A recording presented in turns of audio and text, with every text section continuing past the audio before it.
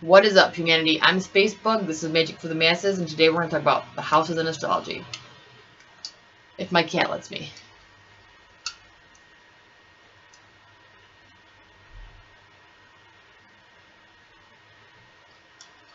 So understanding the physical structure of the natal chart and how it correlates to the planet can help you understand the house meanings. Quit it, Nugget! This is Earth. You probably know that. Either it's day or nighttime on Earth, and then there's the horizon, where sunrise and sunset happen. Baby dinosaur. It's an improvement.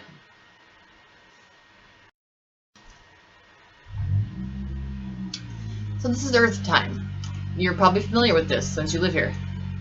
The sun rises in the east, sets in the west, at noon the sun's above, at midnight it's beneath your feet.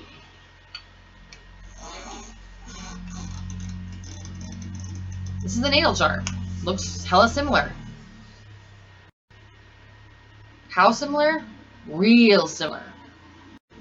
Eastern horizon represents the first house, western horizon the seventh, MC is represented by noon, the IC is midnight. So much of astrology can be understood through the recognition of this parallel. There'll be more coming in the future, but this really does help you understand. If you want to check out a video on the angles, I'll put a little card in there and you can click on it. The first house, ruled by Aries, falls on the lower left side of the chart. It represents the self, the body, the vibe, and the appearance of the native. You're the native, by the way. So on the left side of the chart, moving downwards, it's where the native draws their first breath and incarnates into a physical body. As such, it details your physical form and energy you project to the world, how people perceive you.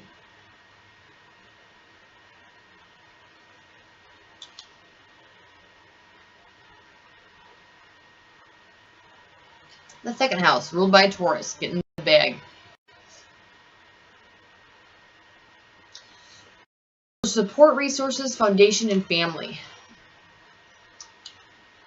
The second house is directly beneath the first house, holding it up, supporting its weight beneath the horizon. The second house shows what the quality of security we're born into, resources that would sustain our life, like our pantry, so our money, food, like everything you need for that. The third house is ruled by Gemini. Shows our communication, peers, and short trips. Peers could be like people you compete against. So between the second house of support and the inner self, it signifies the peers, siblings of the native. It represents our communication and governs early education and short or local journeys.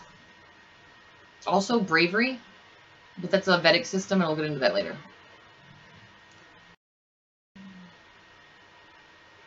The fourth house, ruled by Cancer. It represents your home, early life, emotions, and the inner self. Starting with the IC, directly beneath the horizon.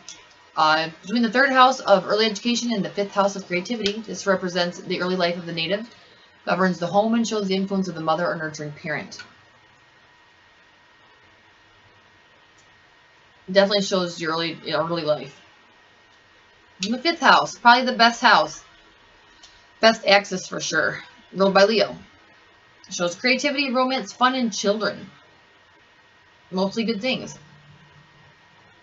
Moving away from the inner self and towards the world, the fifth house represents creativity, fun, romance, and children.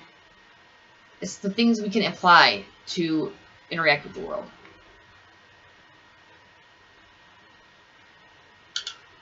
The sixth house, ruled by Virgo. The feared sixth house. It's work, it's your health, it's service, and it's struggle.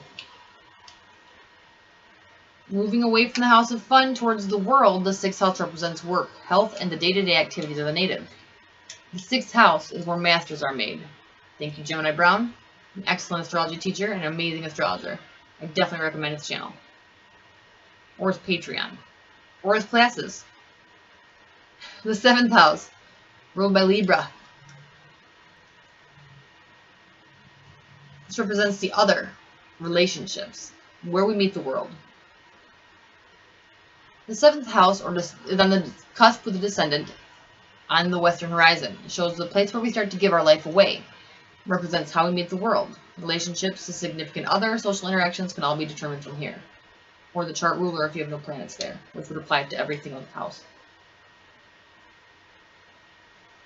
The 8th house, ruled by Scorpio.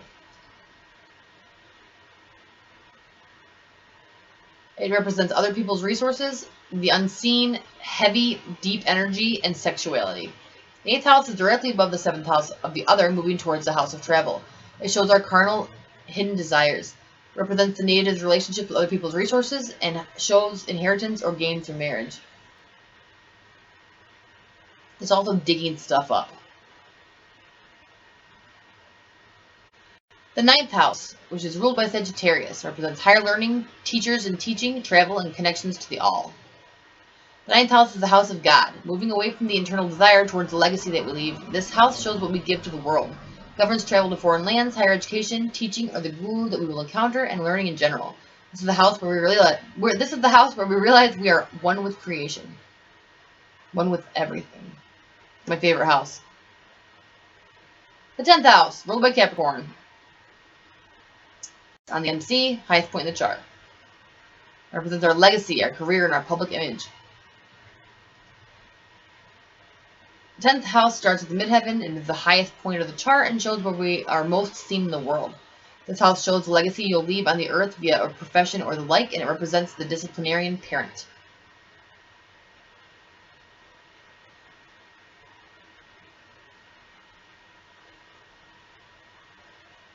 The 11th house, ruled by Aquarius. It represents social networks, humanitarianism, blessings, and karmic returns. The 11th house is the house of blessings. Once you leave your legacy, you move towards leaving life, and so the karmic rewards you have accumulated will come back to you here. It represents larger social networks, things like the internet, and the humanitarian house and wants good for all. It is truly a house of blessings.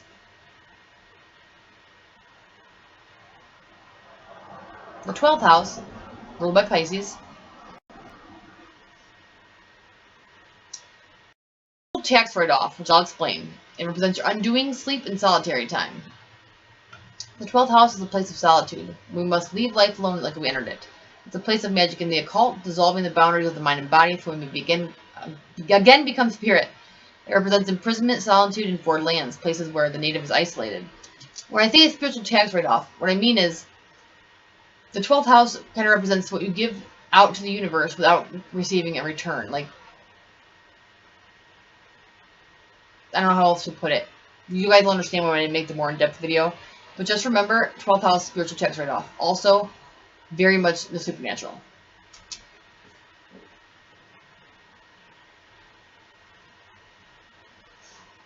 Now that we've covered the basics, I'll get to work on the in-depth coverage of each house. Someday. Someday I'll get started. Took forever to fucking make this. Took 5 seconds to read it.